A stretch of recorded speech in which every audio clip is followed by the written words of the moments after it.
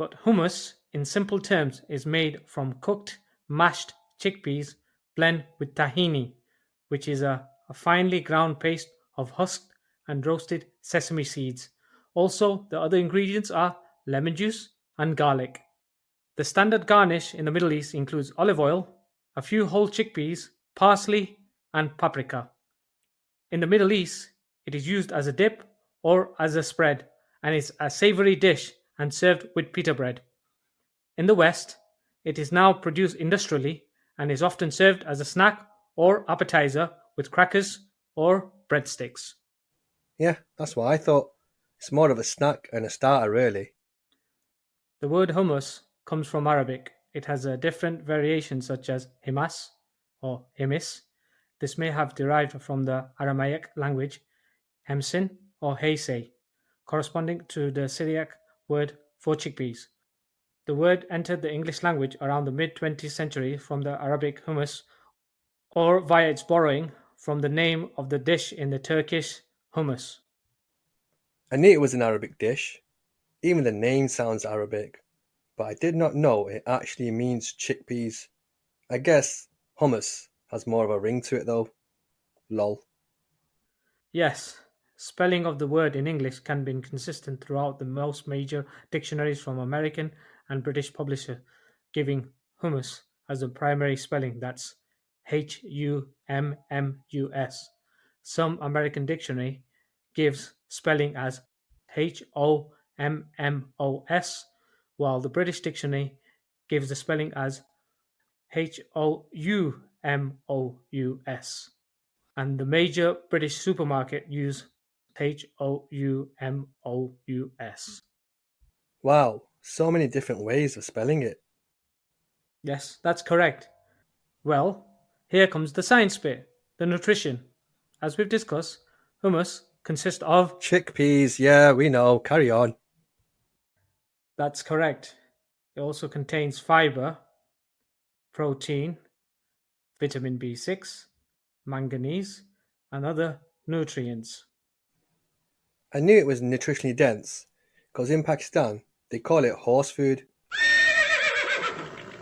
Well, that's what one of my aunties told me anyway. Maybe she just made it up, because I kept getting her to make me chickpeas. She was like, "Why are you always eating horse food for? Lol." Okay, back to hummus. As hummus recipe varies, so does the nutritional content, depending primarily on the relative proportion of chickpeas, tahini, and water. Hummus provides roughly 170 calories for 100 grams and is a good to excellent source of dietary fiber, vitamins B6, and several dietary minerals. Fat content, mostly from tahini and olive oil, is about 14% of the total. Other major components are 65% water, 17% total carbohydrates, including a small amount of sugar, and about 10% protein. So it does hold a lot of nutrients then. Maybe my auntie's right. Maybe it is horse food after all. Lol. What is your fascination with horse food? Anyway, now that we've covered the what is and what it's made of, let's run through the history. I bet you're wishing Niz was still here to do this part. Lol. Its origin goes back to at least 13th century Cairo, when it appeared in a medieval cookbook called Kitab Wasifa al-Atima al-Muttada. So, was that right? Our survey said. وصف التيم المضة. However, in that cookbook, it's called hummus kasa. This recipe uses vinegar and no lemon or garlic. There is a recipe from a Syrian medieval cookbook, Kitab al-Wasul il-Habibi. Is that right? الوصلة إلى الحبيب. This is also 13th century, and it has been pureed chickpeas and lemons. Okay, so it is somewhere in the Middle East, just as I thought. And is it made from just chickpeas? It consists of four main ingredients, and that is chickpeas, sesames, lemon and garlic, This has been combined and eaten in Egypt and Levant over centuries. Through regional populations widely ate chickpeas and often cooked them in stews and other hot dishes. Pureed chickpeas, eaten cold with tahini, do not appear in records before the Abbasid period in Egypt and the Levant. Tahini. Oh, that's just roasted sesame seeds, as you mentioned before. Well, that's the history lesson complete. Hey Dims, do you know which places are quite popular that eat hummus? Yeah, most Arab restaurants, from my experience. Hummus is a popular dip in Egypt where it's eaten with pita bread and frequently flavored with cumin and other spices. That's true. I've been to Egypt, and I agree with that. In the Levant, hummus have been long been a staple food, often served with a warm dish with bread for breakfast, lunch or dinner. All of the ingredients in hummus are easily found in gardens, farms and markets, thus adding to the availability and popularity of the dish. Well, I haven't been to Levant. However, I have been to Morocco, and not only is their bread amazing, but hummus is big over there too. But yeah, please continue, Sol. A related dish popular in Palestine and Jordan is Luban mo hummus, لبن مع حمص. yogurt and chickpeas. That's the meaning of it. Which uses yogurt in the bread of tahini and butter in the place of olive oil and is topped with pieces of toasted bread. All of this hummus talk, and I didn't even ask if you like hummus yourself. Yeah, I do like it, but in Turkey, hummus is considered a mez, Actually. مزة. okay, and usually oven dried with pastrama. Actually. بسطرمت. That's enough, Aiza. You're starting to get annoying. إنه واضح أيضا. Okay, that's enough. You need to leave. ودعنا الآن. Right, where was I? Which differs from the traditional servings. Turkey, another great place that I have been to, but I haven't tried their variation. In Cyprus, hummus is part of a local cuisine in both Turkish Cypriot and Greek Cypriot communities, where it's called humoi. Okay, I've not been to Cyprus as yet, but what about the good old United Kingdom? Well, in the United Kingdom, hummus was popularized by Greek Cypriots, Catus, sometimes leading to the perception of it being a Greek food, though it is not well known in Greece. I thought the Arabs brought it over. Are you sure about this, Sol? I thought that too. As I went a few restaurants here, I haven't went to any Greek restaurants, but my first experience was at an Arab restaurant. Same. Yeah. I'm sure Niz mentioned something of a Greek restaurant he went to, so it could be that, but I don't know. Well, before he went out to outer space, you mean? Yeah, I would Yeah. definitely say that. Right. Right. Anyway, in the United States and Europe, hummus is commercially available in numerous traditional and non-traditional varieties such as beet or chocolate. Chocolate hummus? Never tried that one before. How about you? As to me, hummus is a savory dish and not a sweet dish. Talking about savory dish, have you tried different style of hummuses? For example, red roasted hummus, caramelized. Caramelized onion. I think I've tried that one, yeah. Is that what you meant? Yeah. Right, okay. Lemon and coriander hummus. I'm not sure about lemon. No, I haven't tried that. Have you? Yes, I have. American hummus. Is that just standard then?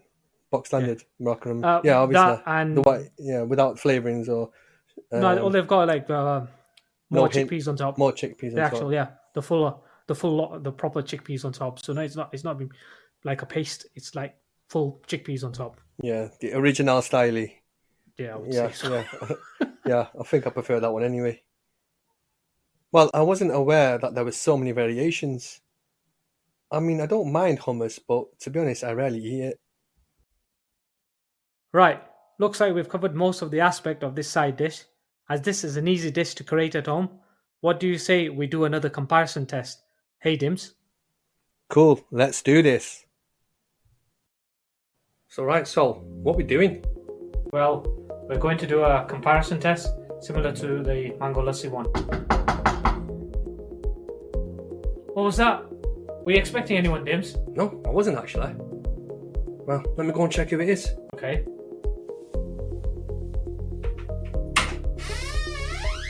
Ah! Bloody hell, who's that? I can smell food! Niz Nia, the hell are you doing here? Yeah, what are you doing here? I thought I'd just drop in. We're from bloody outer space. Yeah, Scotty beamed me down here. Yeah, right, okay. Right. Whilst you're here, you might as well join in. So what we were intending to do is similar to the test we did with the mango lassi one. A shop bought hummus one and a homemade hummus one. So they're the two. I've got some burritos and some breadsticks. So you can try them out and then taste each one of them and let me know which one's which and which one you like. So is this going to be a blind taste test, or are you going to tell us which is which? Oh, we're not going to know. It'll be the blind one, similar to Oh, what blind, we did. okay. Similar to what we did the mango lassi one. That makes sense? Yeah, I get that, yeah. Well, hurry up then, I came for the food. Okay, hold on. Right, this is the first one. Let me just open this up. Right. You're struggling there. I know. Yeah, Sorry, no. guys. There you go. There you go. You big on hummus, Niz? No, not really. So what do you want? Burrito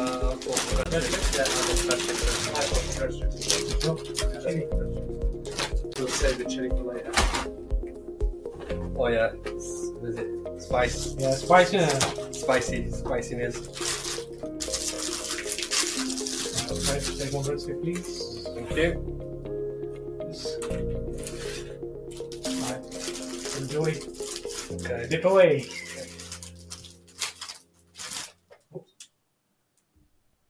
So this is top one.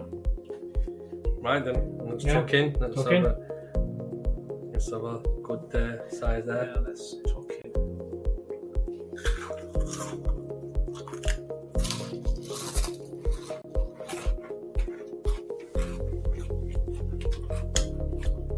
Not bad. It's a bit bland. I mean, they're supposed to be bland. I think they are, aren't they? I'm gonna try it again, but this time I'm not gonna eat the breadstick, I'm just gonna lick it off.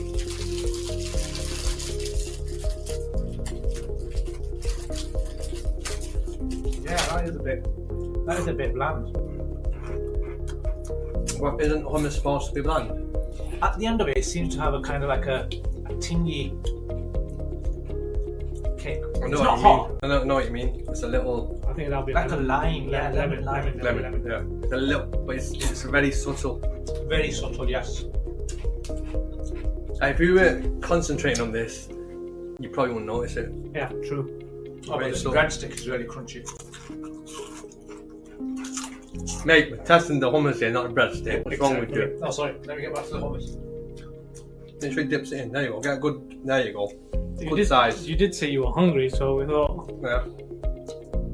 It's a nice consistency as well. Although I don't know what consistency hummus should be. It's quite thick, viscous. It's got little bits in it. I've not had hummus before. I'm not sure what it's made of, but it's got little bits in it. Tub Yeah. one. Chickpeas. Yeah, chickpeas. I had it a while back, and it's not too bad. This actually. Right, okay, so we've done the first pot. This is pot number 2.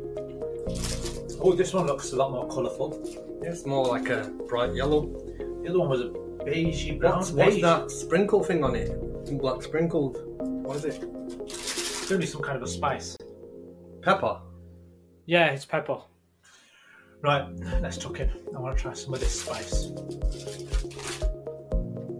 Same kind of consistency as the other one. It's not. I think it's a little bit more runner. You think so? Yeah, that's more blue pepper. Yeah. Don't you think? Look, Yeah, look how I that one agree. is. Yeah, I agree. this is a bit more smooth. That's more gloopy, the first one. Oh, this one's got more taste straight away. Oh. The lemon is a lot stronger than this Strong. Oh,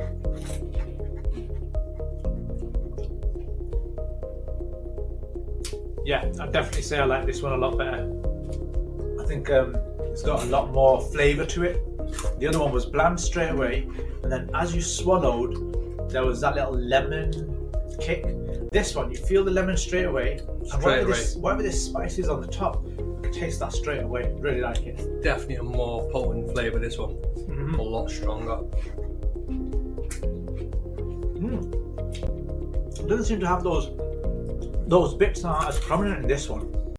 Not ground pepper. Like, you know, you can ground pepper into a powder, or when you do it with a bowl, you get small pieces. The first tub, I could feel the piece. I could feel the pieces in my mouth. But in this one, no. So it looks like they've ground. If they have got the chickpeas in it, then they've ground it a lot better. Yeah, if you want a strong, pungent flavour, this one's way better. If you want something mild, I reckon the first one. But yeah, pretty nice. Yeah, definitely love this. So from the two tubs you've tried, which one do you prefer? James, tub 1 or tub 2? They're different. Like I said, tub 1's quite bland, tub 2's stronger, so because it's got more flavour, I'd probably go with tub 2. Yeah, I'd say tub 2. Okay. And our guest here, Liz? Just before I have to fly out, I would definitely go with the second one. It's more colourful. I thought the consistency was the same as the first one, but Dims thinks it's more watery. And the spice on top that's been sprinkled on top, that gives it the kick, and the lemon was more prominent. So yeah, really like tub 2. Right. I will reveal which one is the homemade one and which one is the shop bought one. So, just as you both all agreed on, tub 2 was the homemade one.